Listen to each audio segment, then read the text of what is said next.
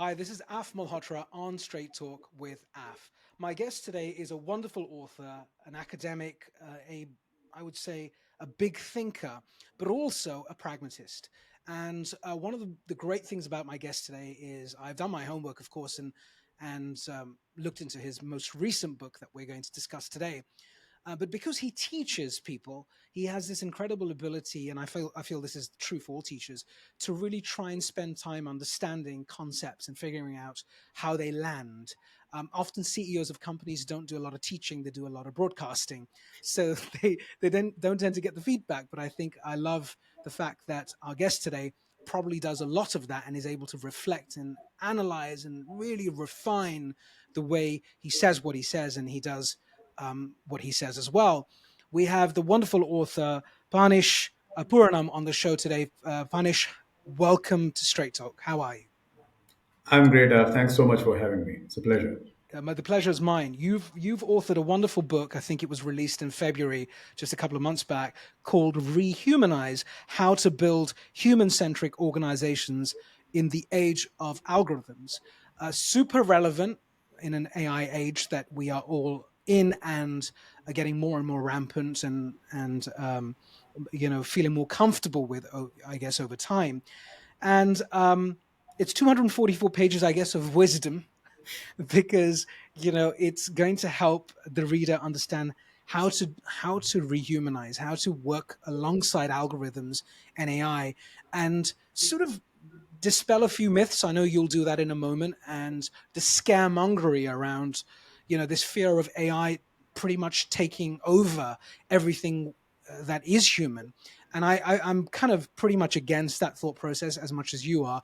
And you've done it in a beautiful way in your book, which I'm going to unpack in a moment. Before we do so, though, I always like to talk about someone's personal story. Why are they where they are today? Who are you really before becoming an academic and a professional in your field? Tell us a little bit about your history, then, Panish. What is your history? What is your background? How did you get into the world of academia? And then finally, why did you end up writing this book? So take your time, and the floor is yours. Thanks, Af. So I grew up in New Delhi, and my first degree was in engineering. And when I was a student in undergrad civil engineering, Delhi University, I had the good fortune to come across a book written by a man called Herbert Alexander Simon, or Herb Simon as he's well known. And the book was called The Architecture of Complexity. And what I found absolutely gobsmacking about the book was he had such a rigorous way of thinking about social systems using the language of mathematics and of computation. And I was hooked. I thought, wow, this is just incredible that one can think about the complexity of social life using the power of math and computation. And that idea kind of stayed with me throughout my career. So after my undergraduate, I went on to do a master's in international business, also in India, and then eventually a master's in economics and a PhD at UPenn, the Wharton School. So clearly, I was drifting more and more into social science. But this idea of thinking of social systems the way an engineer would hasn't left me. So I think everything I've done has been always about trying to understand social systems the way an engineer would, while of course being very mindful about the fact that humans are unique kinds of agents, right? So we don't have the same properties as computational agents, and we're very rich in many ways and somewhat impoverished in others. So I think it's an interesting set of attributes of humans. So I would say my entire career trajectory has been one of a researcher who's trying to understand organizations as complex adaptive systems using the tools of computation to a large extent, and increasingly realizing that organizations are simply going to become inseparable from algorithmic technologies like AI. And therefore, any attempt at understanding the future of organizations is really as much an attempt at understanding AI as it is about understanding management in organizations. So that's where I am. Yeah. Do you? So we have two incredible things in common. One is I'm originally from Delhi, from New Delhi, and we used to stay in a place called Greater Kailash, which Oh, okay. was back in the Nice. day. You obviously know it. Mhm. And the second thing we have in common is that my first degree was in anthropology, Hmm. and so I've always been fascinated with liberal studies, social science, humanities, and all aspects of human behavior that really captivated me to a large extent. So we'll have a great conversation. Before I go there, though, I just want to ask you one more question. So tell us a little bit about, I guess you grew up in India. You did your first and second degree in India, and I'm not going to run the risk of asking what year that was in. I'm sure No, no, it was you feel free to do it. yeah, I'm not going to do that, but I'm sure it was relatively recent. That thought process, I mean, have you ever thought about the person you've become today, and you spent a good part of your life in India with the Indian system and Delhi? I know Delhi very well. There's a capital of India, there's a certain culture, subculture there. To what extent do you think that has stayed with you or enabled you to be the person you are today in the work that you do, if at all? I would say almost completely. I think growing up in India, several things happen, right? One is you just encounter complexity and diversity as life. That's life, right? Everything around you is complex and it is extremely diverse. So, understanding differences and understanding how to make adjustments and live in harmony with those differences, that just comes quite naturally. And then, as you become a bit more aware of your life, you realize this complexity has some structure underneath it, right? My best example of this is if you stand at the traffic light in Greater Kailash, let's take GK as an example. It looks very chaotic. Okay, the lights are not always functioning. The cars are kind of not strictly following the rules, but the system works, and it works with fairly low accident rates given the volume of traffic flowing through. So in that chaotic system, there is actually some simplicity and order underneath it. So that's the kind of thing that you develop a taste for looking for. I think that comes almost automatically when you grow up in India. The other thing I should mention, which has probably been hugely formative in my journey, both my parents are academics. So both are professors. They were PhDs from top universities, and then returned back to India to work with grad students and publish research all their life.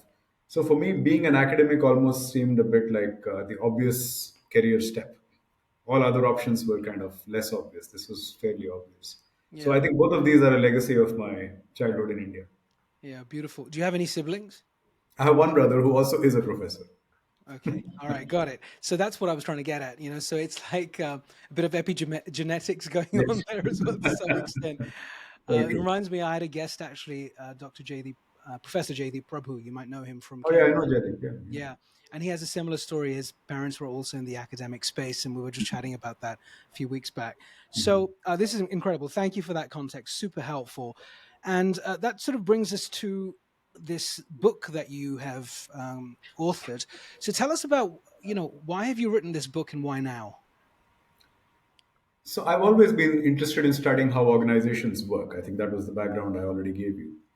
And I was studying them using computational methods mostly, so either big data or agent based models in which we would simulate organizations using simple AI agents. So that's been my work.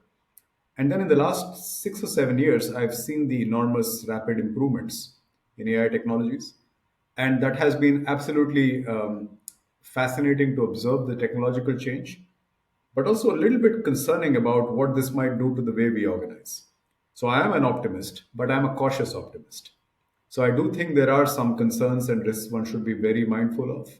And at the same time, of course, we should be quick to adapt and adopt some of the best things that these things can do for us. So I felt like it would be really important to spend some time thinking hard about how would the basic technology of organizing, if you like, right? I always say that being able to organize is probably our biggest general purpose technology. Okay, everything we've done as a species is only possible because we organize. We can't do it alone. And if that basic technology is in some sense under flux because of these algorithmic advancements, what can we do to make sure that we're shaping it in a direction we want and not in directions we don't like?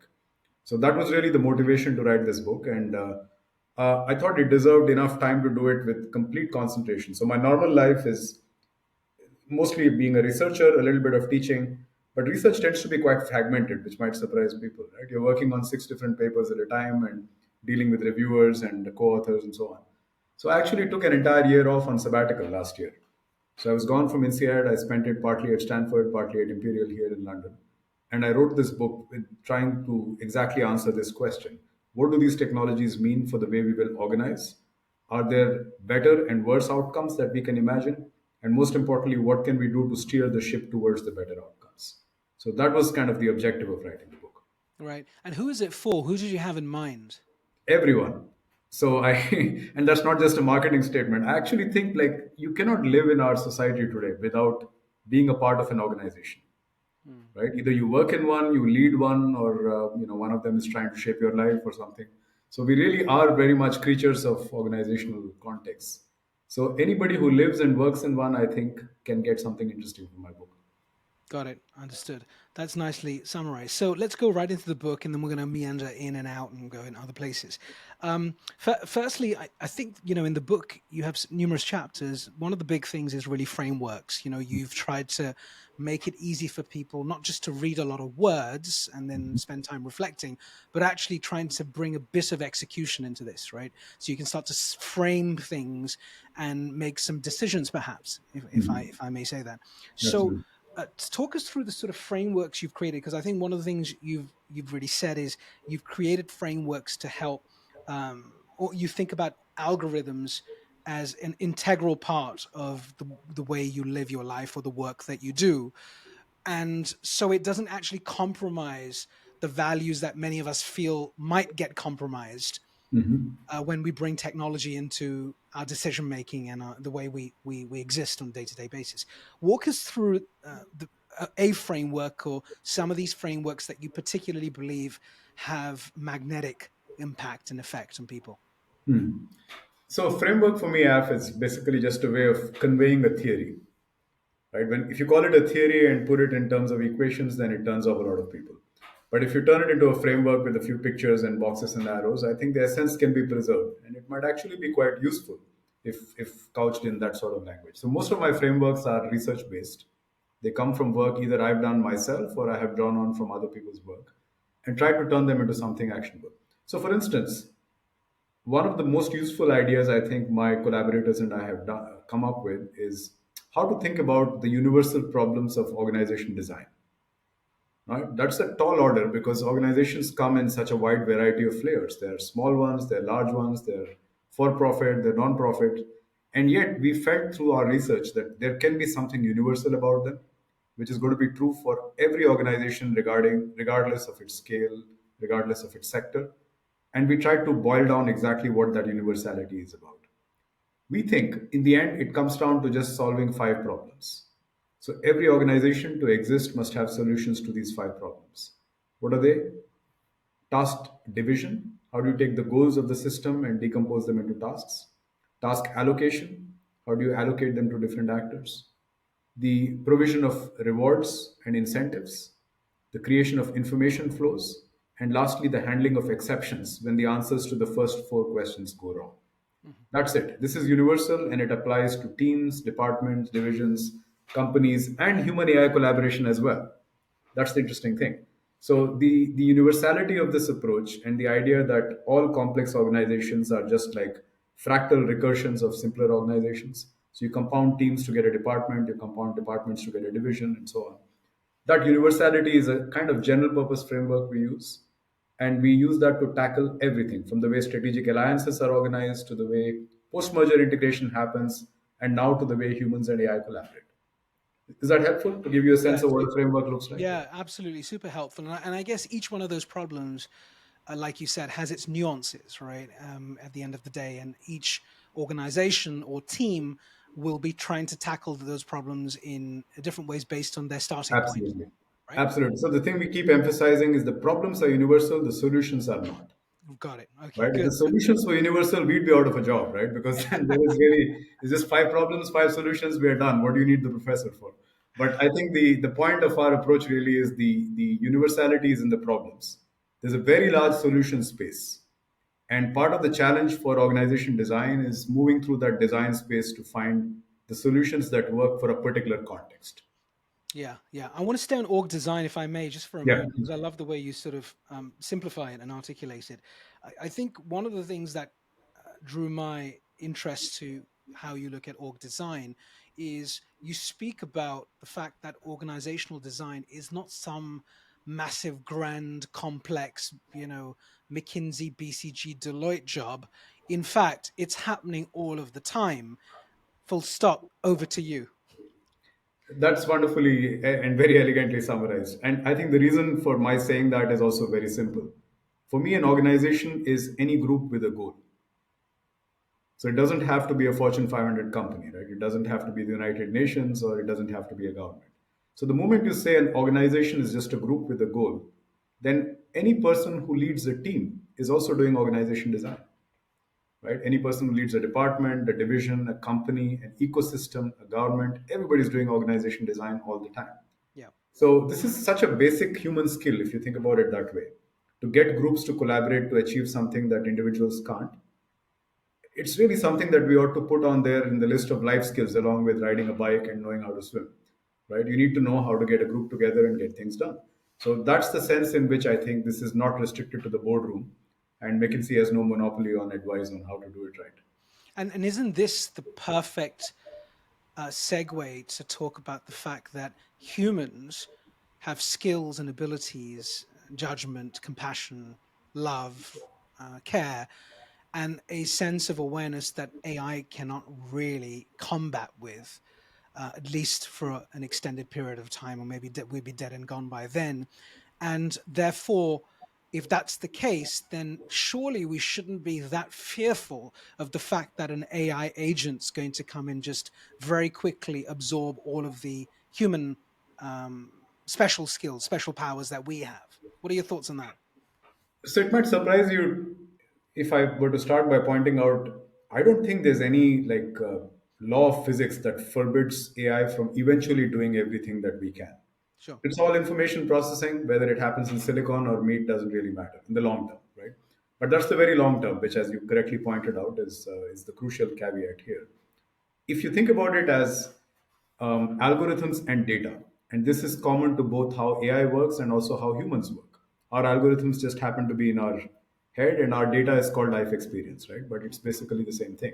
Mm, As of now, the gap in the data that we have access to and these machines have access to is enormous.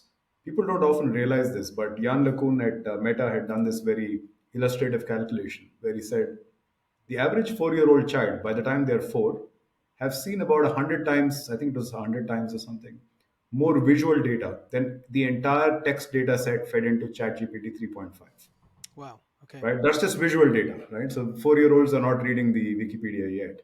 So his point simply was that the order of magnitude difference in the amount of data that humans routinely process compared to what these machines have access to is still enormous. That's huge. The other calculation which I've done and I've put in the book is the power consumption.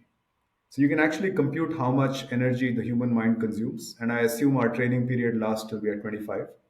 You add up all those kilowatt hours, and it's a tiny, tiny, tiny fraction of the amount of power that was used to train something like GPT-4 or GPT 3.5. Mm, And the reason for that is natural selection is a very good engineer, right? It's been doing this for thousands of generations on humans. So every child born is an experiment in neural architecture, and then there's selection, and then there's evolution. So we are very, very energy efficient, massive data processing algorithms. So what we have on the table today is not even close. So the idea that in the next 5 years or 10 or 15, if you like, there will be AI agents that can be, fully substitute of humans seems like science fiction to me. mm, Right? Now that said, it's certainly true that there are large chunks of what we do in knowledge work that these algorithms can do pretty well, right? Sometimes even better. So correct. we should not underestimate that. But I think I don't certainly default to the assumption that everything is going to be done by AI in the next 5 years. I don't see that happening. Yeah. Let's stay on that topic of people and AI and abilities and differences and go into a couple of interesting stats I just picked up recently from the jobs report from World Economic Forum. And three important things. One is they say 170 million new jobs will be created globally because of AI by 2030. At the same time, 92 million jobs will be lost, as in jobs that are non AI jobs and displaced, should I say. And the net gain is 78 million new roles, many of them requiring advanced digital and AI related skills. Employers estimate 39% of workers. Core skills will change by 2030, underscoring the urgency for systemic and early change. So let's go into jobs because that's again, I'm just looking at all the things that people get really worried about when they think of AI. You know, it's a common watching this show. Oh my God, you know, I'm going to be out of a job. This is disgusting, depressing, and so on. So let's be honest. There will be people who won't be doing the job they're doing today, soon in the future, in the near future, because AI will do it better, faster, cheaper. That is a reality. Do you agree? I agree that's already true and has proven to be true for some slices of the economy, no doubt. Right. Now, what happens to those people, in your opinion? What could happen to those people who don't have their jobs anymore? So at least three different things could happen, right? One could be that they upskill themselves to do new stuff. The other is they move laterally to other domains where their existing skills could be already useful. And the third is they become redundant, right? I don't actually think there is a fourth option. So in the end, it has to come down to one of these. So either you are lucky enough to repurpose your skills in a new domain, Yeah, or you are able to upskill yourself and do something different and yeah, more valuable, or effectively you are out of the labor market, right? That is the core set of choices. The problem is which path you go down varies a lot depending on where you are in your career stage, right? So if somebody is just a few years away from retirement, expecting them to go through a reskilling process might just not be realistic. right. Whereas somebody is in the middle of their career stage, this is completely normal. In fact, all of us should plan for careers where we reskill multiple times, right? That's just the nature of the game that we are looking at today. And if you're in school, I think the most important thing to bear in mind is the one skill you need to graduate with is the skill to learn new skills, right? Meta skills are absolutely crucial because this reskilling game is going to be something you have to keep playing all your life. So those are the options. Now, I do share the optimism for historical reasons that whenever technological change has happened, it has displaced some jobs. But usually, the technology has also created opportunities to discover new jobs. And that's what the report you're citing is also pointing to, right? Correct, correct. But how large those numbers are, frankly, are really guesstimates. Mm, Okay, and all things being equal, I rather prefer the optimistic guesstimates to the pessimistic ones because the pessimistic ones kind of produce inaction, right. right? If you just freeze people with fear, saying the net effect is negative, nothing's going to happen, Yeah, and you want people to proceed on the assumption that things can be better, right? I often say this: you can't win the lottery unless you at least buy the ticket. So you yeah, got to at least get people to engage with buying the ticket. So I'm fine with those estimates.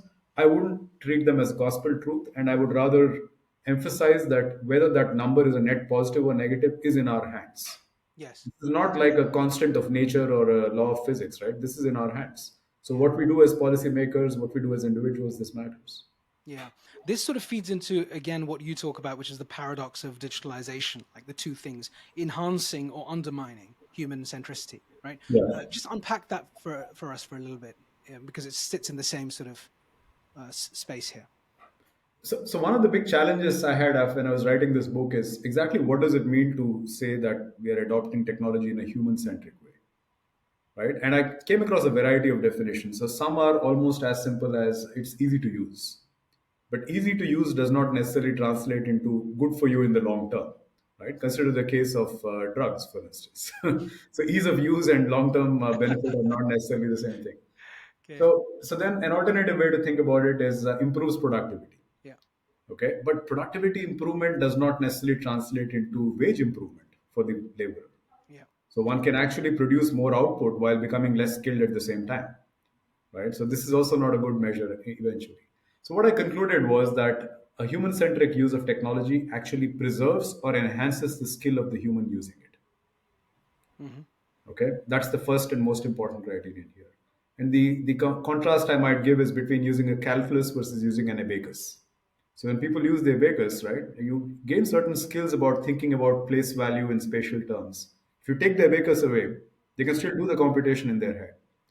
You get people used to calculators, you take the calculator away, you got nothing, right? You might actually be worse off than where you started. Mm. So if technologies help to upskill people, and at least to fundamentally preserve these meta skills, the skills to learn new skills, I think that's a human-centric application. If technologies simply, improve productivity while at the same time lowering the value of human skills, then this is not a human-centric application. Yeah. That's the hard line I would draw. Yeah, it's a fair point. And as a startup founder, one of the things I'm taking away from this point is it's really important to build technology and solutions that have that at the core of it, both in terms of the technology that we're architecting and we're executing on, but also the value proposition and then the net impact of the technology. It's very important to, at this stage, be conscientious about the fact and say, it's not like, use my AI and three of your people will pretty much be replaced, because there is a detachment from the social impact, Correct. which I think tends to happen a lot with startup founders, especially in certain parts of the world where they are pretty much willingly detached from, they almost like, well, why do I care what happens with my technology at this point? I'm just solving a problem. And it's a very Yeah. myopic and sort of constrained and short term way of thinking about responsible AI or responsible Yeah. Yeah. startup innovation. So, in fact, I want to elaborate on that point a little bit, if I may. So, I think one of the things I've tried to do in the book is to make the business case for human-centric organizing, right? And this is beyond the idea that yes, you have to do what is productivity enhancing, but you also have to create an organizational context that people value as being a place they want to work in. And perhaps startup founders don't think too hard about this because they don't have that many people around them. But at some point they will. And they shouldn't forget they're in a contest for talent, right? And the moment you say you're competing for talent, then you have to recognize something very fundamental. People don't only work for money. So money is super important, but it's not the only thing that brings people into work. So what else is there? And one of the frameworks in the book we developed is called organizational context preferences. So what do people like about their context besides the paycheck? And the answer is it differs a lot across people, but they seem to vary on the same basic dimensions. So the dimensions are things like autonomy, a sense of competence, skill that they're actually getting better at what they're doing, and a sense of social connection. So these are ideas that come from very well-known social psychologists called Richard Ryan and Edward Deci. So it's very well established, very well validated. But the implication is that if you adopt technologies in a way that lower autonomy, lower connection, lower the sense of competence, the only way to keep the best talent is to pump up their salary, Right. right? Because the total compensation package has to be large enough to attract and retain. So if you tune down these things, you better tune up something else. So it's not even good business sense to ignore these factors. That's really the point that I wanted to highlight, right? Yeah. And perhaps startup founders, as you said, because they're in the mode of simply growing as rapidly as possible and scaling up, maybe thinking less about these things, but it'll come back to haunt them if they're really in the battle for talent. Yeah, yeah, I'm with you. In the book, you also, and even outside of the book, I think this is one piece that again I find really interesting. When you think about all of the concepts we've talked about, the role of AI, the fearmongery, actually it can be very, very good for you. The enablement versus disablement aspects of it, the idea of designing organizations and motivating people outside of just the comp, and thinking about AI from the point of view of reskilling constantly. It's like this whole Mhm. new mindset we have to put in play, not just for the younger generations that we all seem to be a little bit worried about, for ourselves too. Yeah. I would argue, and I think this is us first. The other thing, you talk about two very interesting aspects of technology that I would love you to sort of unpack in the simplest way possible, which I know you do, just because a lot of people aren't familiar with it. The first Mhm. is this concept of DAOs. And I like the way you explain it, because it again speaks to organizational design and decision making that I really appreciate. I think the way you explain that is, it gives it so much credence and relevance versus the complex technical examples of it that I've seen in the past that actually are a cure for insomnia more than anything. So if you could talk about DAO, what is it in the context of decision making? And the second one, of course, is, I think, what you talk about, which I think you're passionate about, which is your study of the blockchain, but this concept of demarchy. So a few things here. So over to you, and then we'll weave around that. Now, that's interesting you picked up on these two things, Af. So these are both projects which I'm actually working on with colleagues here at Imperial, where I am Okay. right now. In Okay. particular, I'll mention my colleague, Professor Ying CA, who's really a blockchain expert. So there are lots of technical things about these features. I'm going to focus, as you asked me to, on the organizational aspect. Mm. Okay, so DAOs stand for DAO, Decentralized Autonomous Organizations. So effectively, you can think of them as a community club with a account in a bank, whose expenses are essentially automatically executed the moment the community votes on something. So imagine the community gets together and has to make a decision. Do we spend $100 on investing in improving our garden or repainting the fence? And that's two possibilities to spend some money on. We just run the vote. We first discuss online, we deliberate, then we vote. And depending on which vote carries most numbers through, the money is automatically deducted from the bank account and sent off to either the person who does the painting or the person who does the gardening, right? So that's the smart contract bit. Got it. So the three components here are basically the fact that there's online deliberation, Hmm. that there is decision making based on voting, and then Hmm. the execution happens through smart contracts. Hmm. So there isn't a human element to intervene between the decision and the execution. This is the ideal type of DAOs. Right. Now, as the label indicates, they're meant to be decentralized because it's voting. They're meant to be autonomous in the sense that they don't have to rely on any external jurisdiction Hmm. or any central bank, right? Once they make this decision to spend money on something, they can do it using cryptocurrency, for example. They can use Bitcoin. And they're organizations at the end of the day because they are a group with a goal. That's how I define them, right? Right. Right. Now, the reality of a lot of DAOs we've discovered in our work is that they're not that decentralized. And the reason is the voting is rarely one person, one vote. Very often it is one token, one vote. So it looks a lot more like a shareholder meeting than it looks like a community club meeting, right? So obviously the people with a lot of tokens end up dictating what's going on, and their power tends to become very, very strong. Second, you can automate a lot of the execution of decisions when it comes to spending money, Hmm. but it's very hard as of today to automate the execution of production activity. So most DAOs today are really investment clubs. Hmm. That's what they do. They collectively decide how to spend their joint money on investing in A or B, like my example, and then the rest of it is automatically executed. But there aren't yet DAOs that kind of produce cars or write the next LLM or create a work of art. And the reason is it's very hard to automate a lot of that. What I like about them is they give us a template for thinking about how to create large scale decision making through deliberation and voting rather than one person making the decision. Yeah, I So like I that. do find that very appealing, but being able to scale that has not yet been very successful. Yeah, I love that. And what's the maturity of this system, stroke technology, in your opinion? Because its concept is logical. It makes a lot of sense and Yeah. removes a lot of waste, takes a lot of politics out of the mix, and power plays out of the mix where most large organizations are burdened by this. Which is why they move so slowly to a large extent. So this could be a game changer in decision making and execution. Where is it though in its life cycle? I would say it's at the stage where there's a lot of enthusiastic adoption. Okay, Right. there's a lot of enthusiastic experimentation, actually, to be precise. Adoption is too strong. So there's a lot of enthusiastic experimentation. So the number of DAOs in existence we know are upwards of around 15,000 or so now. And that number literally went up from a few hundred about 5 or 6 or 7 years ago. So it's been absolutely explosive growth. Interest in them tends to be correlated with the price of Bitcoin. So when Bitcoin is doing well, there's a lot more enthusiasm. When not so much, then correspondingly the enthusiasm is a bit lower. But I do think the core principle of online deliberation followed by voting followed by smart contract, this has got a lot of interest, right? People are experimenting with the limits of where it can and cannot be applied. So it's not replacing hierarchies tomorrow, for sure. But would it take over pockets of the way organizations work in the future? Yeah, that's entirely possible. Mm. Could you see its deployment in a startup or in a small organization where they could bring in a DAO structure? I don't know, maybe in a function.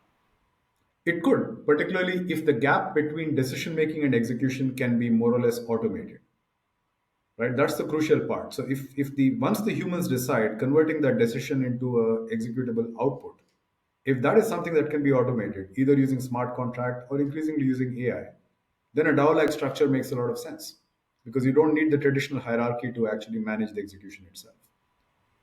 Right.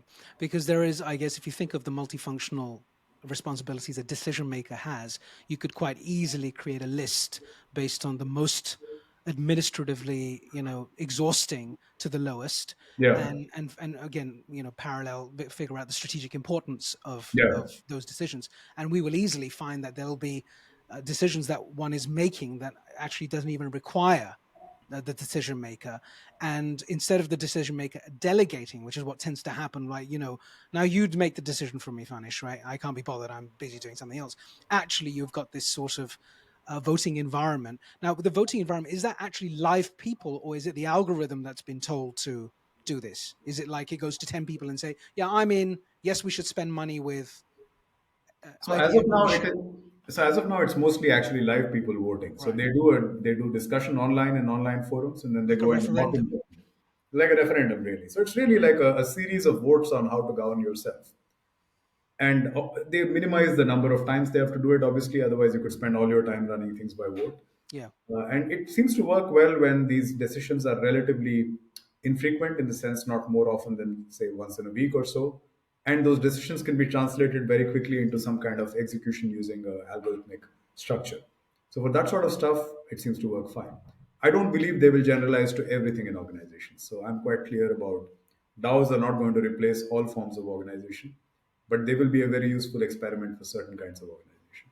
is this closely linked with agentic AI, the concept of having multiple agents eventually enacting a series of decisions in a semi-automated or fully automated way?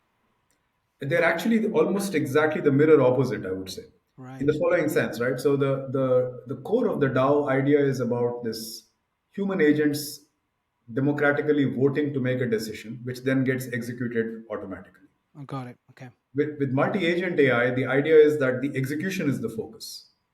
So what you're doing is having teams of AI go through and break up a complex execution task into chunks and working on them in parallel and serial and integrating the entire result together.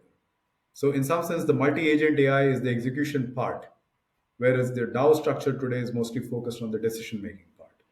Yeah. Now, where it gets interesting is you can have hybrids, where you can have the AI also take part in the decision making, and then eventually also in the execution as well.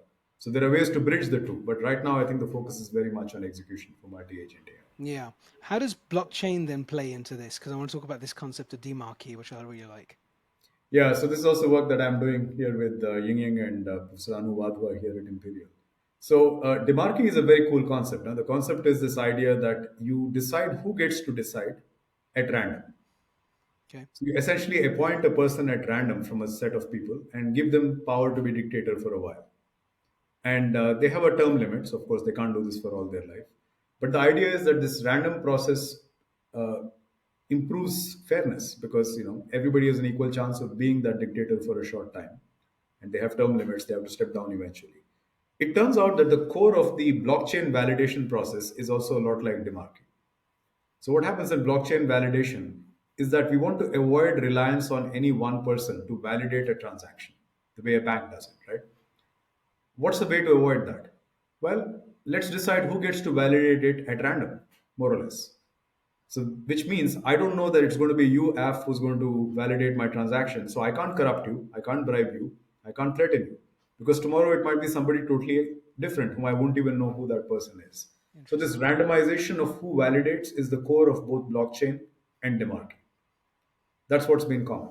So what we got very interested in is that can we take some ideas from that demarchic approach to blockchain validation and apply it to decision making more generally? So can you imagine an organization in which committees or decision making structures were composed at random? It's not that far fetched, right? After all, jury selection is a lot like that, True.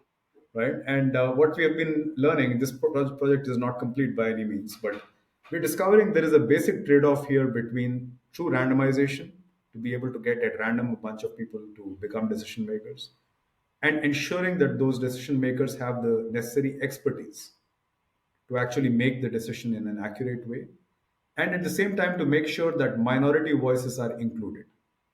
So randomization doesn't guarantee that, right? So let's say you have 20% people of one type and 80% of another. If you do a random selection, it's quite possible that nobody in the 20% gets selected. And that's not unbiased in a statistical sense, but Hmm. it can be biased in a social sense. So what we are running into is a kind of impossibility theorem. It looks like you can't simultaneously hit all three. You can't get both, all three of the three being representativeness, expertise, and inclusion. So it's kind of an impossibility trilemma. That's what we call it. Interesting. It's very hard. But here's the thing: if we could keep representative random sampling of decision makers, but make sure they have the expertise by giving them AI agents, right? Then, in fact, almost anybody off the street could be picked up and turned into prime minister because the expertise would come with the agent. I mean, that's the far-fetched version of it, but that's kind of where we are going. So, to think about how could we apply demarchy in a way that compensates for these classical problems of expertise and interest representation. Yeah, I'll say something funny to you because you said you used the term prime minister. Tony Blair, the last prime minister, well, a few prime ministers ago of the United Kingdom, recently wrote his book called On Leadership. And one of the reasons I enjoyed the book is because he opened the book by saying all civil servants, including prime ministers, are the most unqualified executives or people for their jobs. And that's the only job in the world where you don't have to actually have experience or qualification to lead people or run teams. So, in a way, I was thinking, hmm, agents and AI for prime ministers is actually totally perfect because, by his own admission, and he's right, it's the first time you're doing the job. That's true. And so actually that's probably the best use case, even more so than a CEO of a Then it's company the building the case for AI. yeah. Let's go into this concept of. I really love this piece, and I wanted to start with it, but I'm going to sort of use this as the last part of our conversation. You know, the many authors I've had on my show, I've had some incredible people speak about the future of work, the future of technology, the future of AI, the future of org structures, the future of everything, in fact. And we actually, many of us, are converging in our predictions. We actually are. And we're just calling them different things. The semantics, really, different words are being used. Some are more articulate, some are, right to the point, some are a bit of everything. I love your three predictions. They, again, brilliant, brilliant predictions that speak to the pragmatism of technology and the role of technology in building the next generation of companies. Your first prediction, and I'd love you to unpack each one. I'll go through each one, and then if you can unpack the logic and why you say what you say. Your first prediction is that the future of business is small to medium enterprises, SMEs. Tell me why. So scale or large scale organizations has really been a relatively recent phenomenon in our history, right? If you look prior to the industrial revolution and before that even the agricultural revolution, let's say, most human groups are small groups. So large groups really come about because of economies of scale, which in turn comes about because of the gains from specialization. So specialization, scale, and then hierarchy and centralization to coordinate. That's like a triangle that kind of reinforces each node of the each edge of the triangle. That's a relatively recent phenomenon. Going forward, if we could actually do a lot of what humans do with machines, then clearly we don't need that many people per organization. Now, note this is not the same thing as saying there are fewer jobs in aggregate. There could actually be more, but any given organization might be smaller, right? So, therefore, you may simply not need the same degree of scale as you had before, because if scale was largely driven by the economies of specialization and repetition can be automated, then you don't need the scale. So most work would look a lot more like a development team in a software company than it would look like an industrial assembly line. I think we've already been moving that way. I'm not saying anything very radically novel in that sense, right? Most knowledge work has come to resemble coding. Hmm. So what the coders do, the rest of us knowledge workers kind of adopt a decade later, I think. Right? Look at Google Docs. This is basically version control, which these guys were doing for almost 3 decades now. Right, So a lot of work will become more bespoke and less automated, and therefore can be done at smaller scale. So right. that's the reason for the first prediction. Right, got it. Now the second prediction that's well articulated, which I love as well. The second one, you're saying the future of organizations will also be flat organizations. So please unpack that. So the reason we have non-flat organizations comes down to two core properties. First, why do we need bosses? We need bosses because people can't reach consensus. Hmm. If we could scale consensus, right, there would be no reason to have authority because everybody would be able to converge. Now, given that we need authority, why do we need multiple layers of it? It's because no human has an infinite span of control. If bosses had infinite span of control, you might still have a boss, but just one layer. Hmm. So the reason we have hierarchy, or rather non-flat structures, comes down to these two properties. People can't converge, and nobody has infinite span of control. So if you relax either or both of these, you will get a flatter structure. So if people become better at reaching consensus peer to peer, then you don't need authority to the same degree. And if people's capacity to manage a large number of people is multiplied to manage an even larger number of people, then you don't need many layers. Mm. So it seems almost inevitable that the way technologies are progressing, where AI technologies can help people collaborate better, but also increase the capacity of managers to manage their subordinates. Both forces point in the direction of fewer layers of managers, Mm. right? The other reason it's going to be fewer layers is simply because of reason one, they're smaller. The best predictor of number of layers in a company is its size. So if Right. it's smaller, then it's got to be flatter. So flat seems inevitable. The caveat here is flat doesn't necessarily mean decentralized, Hmm. Hmm. right? So maybe that's where you're going with the third idea, but this is very Absolutely. much the point. Yeah. Absolutely. Um, and I guess when I think about flatter organizations, the other part to this, another trend that's growing is people don't have to be in full time jobs in the organization. You'll have fractional work and gig workers who, through new cultures, will feel like there's autonomy and there's a cause or there's a purpose attaching them to that work, which is quite different to what we've been fed over the last 5 decades, which is a full-time job is probably, the only way. At least my probably my generation was the last generation. I'm in my late 40s that was told that you have to be in a job. Now, Yeah. of course, even my coders, they're fractional. Like they're working on this, but they have not even a side hustle. Like they're doing some non-profit work on the Yeah. side, for example. Do you see that as a intrinsic part of what it means to have a flasher organization too? I would think of that more as, to be honest, partial organization in the sense that you are in an organization only for a fraction of your time, Right. and that fraction is increasingly becoming quite small compared to what it was in the traditional model, as you said. So when I think flatter, I tend to just think literally in terms of number of layers of authority, right? But there is a point of commonality between what you raised and what I said. Flatter structures, as I said, don't necessarily have to be empowering. You Right. can have very flat organizations which are actually highly centralized, Yeah. right? Yeah. And this is where the super managers who use algorithms and micromanage and monitor everybody, that sort of world could also arise, and that could mean a flat but highly centralized structure.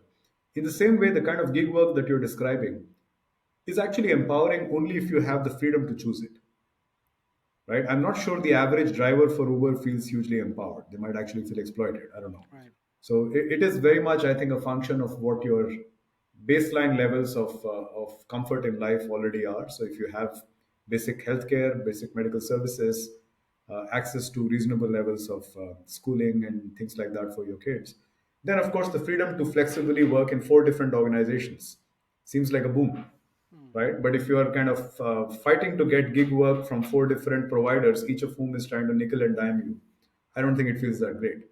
So that's the reason why I think these terms like flattening and disaggregation, they've acquired a positive halo, but I don't think they automatically have it. You Yeah. have to look at it case by case more carefully, I think. Yeah. Do you see a certain type of demographic in terms of the leader who is the initial creator or instigator that would be more suited to pretty much starting the revolution, if you want to call it that? In the sense that, do you think of particular people who might be the first to create organizations like Right. this? I think that's almost bound to be the case, right? Because what's going to happen, I think, is founders of startups today don't feel compelled to inherit the templates of yesterday. So, we have lots of startup aspiring founders in our MBA class at INSEAD. Mm. I doubt many of them have an ambition to build a 100,000-person company, right? If they could, they would actually scale up and go IPO with zero employees and all AI, if they could, right? So it's a very different model. So I think almost it's a given that a lot of the experimentation in these different models of work, whether it's gig work based, whether it's flat structures, whether it's holacracy, whatever you want to call it, is going to come to a large extent from these startup spaces. It's very hard to innovate on organization in existing companies. Yeah. The reason is, most of the innovation comes from a combination of whom you hire and how you organize them. Yeah. Only startups have degrees of freedom on both, right? Existing companies are kind of locked into whom they've hired already. So it's very difficult for them to make these very radical innovative changes. But yeah, startup leaders, I think, are at the forefront. That's very important because the government probably needs to hear that to give more money and capital to startups to build better companies Yeah. for the next phase of our growth. Your third prediction is ideation is key because it helps you find new opportunities, markets, solve problems, and so on and so forth. Tell us a little bit about ideation versus execution and hierarchy. I like the way you speak about that as well. One needs it, one doesn't. So when we think about ideation versus execution, we're thinking about the difference between searching for what is valuable and then executing and making it happen once you've decided what is valuable. So picking a direction versus moving along the direction. Moving along a direction usually tends to be coordination heavy, right? It's really about moving not just one person but an entire group in that direction. So we Sure. all know what we want to accomplish, and for good or worse, one of the most potent technologies of coordination we still have today is hierarchy. Authority and hierarchies, their only real justification in some sense is their capacity to coordinate. Right? That's the reason why we put up with all the inequality and the horrible bosses and the Dilbert style pathologies of Mm, bureaucracies, because the payoff is coordination. Okay. But if it turns out that a lot of the coordination can be automated, because coordination at the end is really about creating convergence, repeatability, efficiency, if mm, that can be automated, then we don't really need the hierarchy. right. And the parts where we're talking about essentially exploration and ideation need some hierarchy, but not to the same degree. Mm, So that may be the part where you actually can potentially create a lot more decentralized structures and a lot more experimentation. mm, So if automation takes care of that which is repeatable, what's left for us to do? It's to search for good ideas. mm. And that's not a structure that needs a huge amount of hierarchy. That's the reason for the prediction. I like it. Back in the day when I left my corporate job and I started my startup endeavor, I guess, in 2014, I had a rude awakening, right? Coming from the corporate into the startup world. I was thinking, God damn it, this is really, really hard, from the luxury of a big office and teams, everyone doing everything for you. And I came up with this quote, which helped me personally, and then I used it in various talks, which was, ideas Mm. are abundant, execution is scarce, Yeah, right?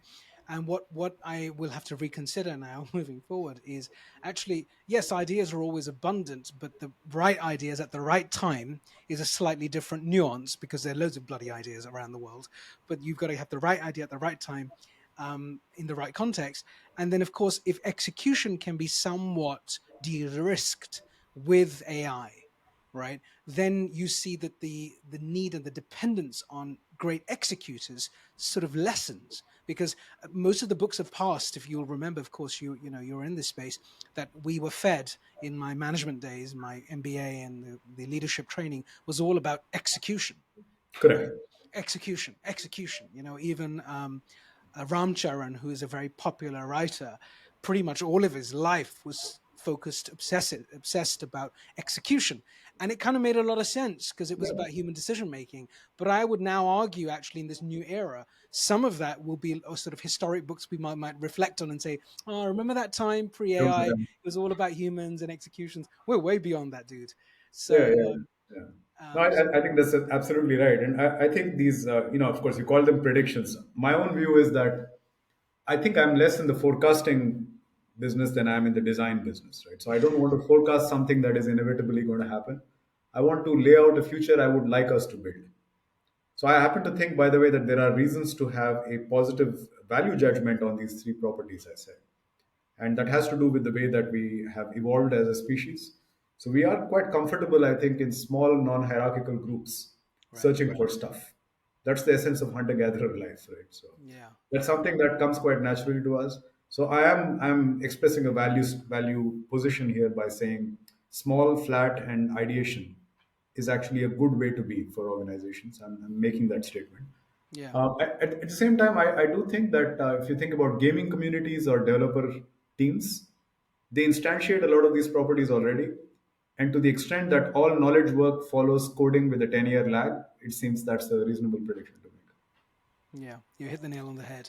We come to the close of our discussion. Of course, we can talk for hours.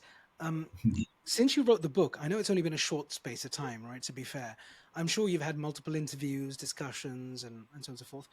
Is there a chapter that you would have wished that you wrote in the last couple of months? Maybe too early for me to ask you the question, but is there a chapter that you wish you had actually added to the book on hindsight in the last 8, 12, 10, 15 weeks, whatever, that you haven't? Or is there a chapter that you'd wish to add that if you could instantly to enrich the book that you would?